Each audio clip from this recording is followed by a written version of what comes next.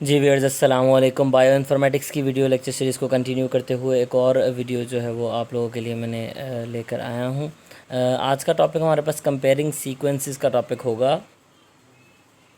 Background पे बात की जाए तो large number of sequences are available in gene bank and UniProt publicly बहुत सारे जीन बैंक में सीक्वेंसेस न्यूक्लियोटाइड्स के और यूनिप्रोट में अमीनो एसिड्स के प्रोटीन्स के सीक्वेंसेस अवेलेबल होते हैं। What if we try to compare them, ऐसा बेहतर नहीं होगा अगर हम उसको कंपेयर कर लें, मवाजना किया जाए। What will be get from what will we get actually from such a comparison, और ऐसे एक मवाजने से हमें क्या मिल सकता है, what can we get out of it.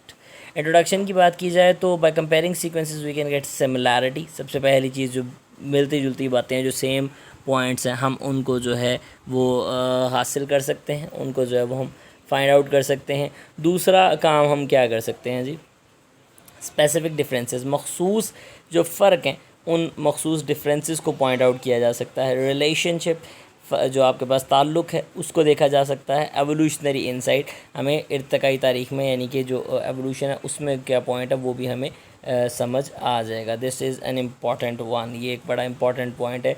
And this specific differences, ये भी एक बड़ा इंपॉर्टेंट पॉइंट है।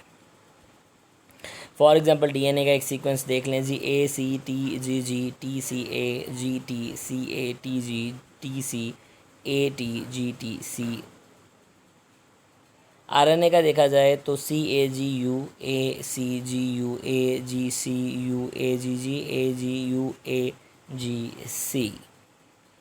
इसी तरह प्रोटीन्स का देखा जाए तो MQVKLF TLPHLKIHQLFTLPHLKIHDH। This is something sequences simply बताए हुए उसने।